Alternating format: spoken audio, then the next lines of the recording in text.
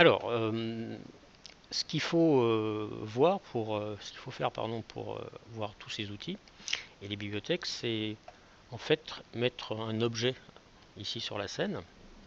Alors, les objets ici se trouvent là. Alors, par défaut ici, on a notre bibliothèque générale. Quand je clique sur cette valise, si je clique ici, j'ai tous les objets avec un ascenseur. Ici, j'ai toutes les textures, tous les éclairages, et ici, toutes les images de fond. Alors, je vais revenir ici sur l'objet pour l'instant. Donc, ici, j'ai déjà plein d'objets. Si je veux aller en chercher d'autres, ici, je peux en importer de l'autre logiciel, ou je peux aller dans Adobe Stock, et j'arrive ici sur leur site, là, sur le site d'Adobe. Et là, je vais pouvoir télécharger des objets plus ou moins complexes, plus ou moins chers. Ici, je vais pouvoir aussi télécharger des éclairages, voilà, puis des matières. Voilà. Tout ça, on pourra les faire nous-mêmes, évidemment, mais vous pouvez très bien en télécharger. Donc ça, pour l'instant, je vais le refermer. Et on va rester pour l'instant avec ces objets de base, qui sont déjà assez complets.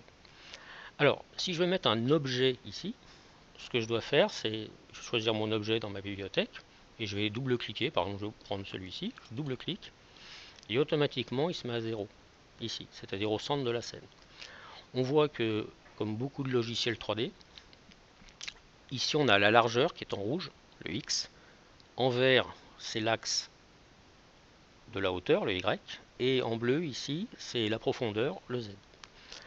Alors, maintenant que j'ai mis un objet ici, j'ai la possibilité ici de voir qu'il est dans ma scène, et par défaut, lui a donné le nom, boîte cubique. Si je veux le renommer, je double-clique, et je l'appelle ma boîte, par exemple. Voilà. OK. Au passage, vous voyez que maintenant que j'ai mis un objet, quand je clique sur l'environnement, j'ai des options qui s'affichent en face, en dessous, et si je clique sur la boîte, j'en ai d'autres. Donc déjà, dans l'environnement ici, je peux ouvrir ces petits onglets ici, pour qu'il y en ait un petit peu moins. Donc je vais me remettre là-dessus. Dans l'environnement ici, j'ai la zone de travail aussi qui est importante, c'est-à-dire que par défaut ici j'ai une zone de 1024 par 768, mais je pourrais très bien l'agrandir. C'est-à-dire que si je clique ici et je dis voilà, je veux une zone qui fait 2000 par exemple, alors j'ai cliqué sur la petite chaînette, ça reviendra dans pas mal d'outils. Si je tape 2, voilà, comme ça, ça va être homothétique. Et ma scène, une fois que je ferai le rendu, elle aura cette taille. Donc dans le doute, il vaut mieux faire plus grand que trop petit.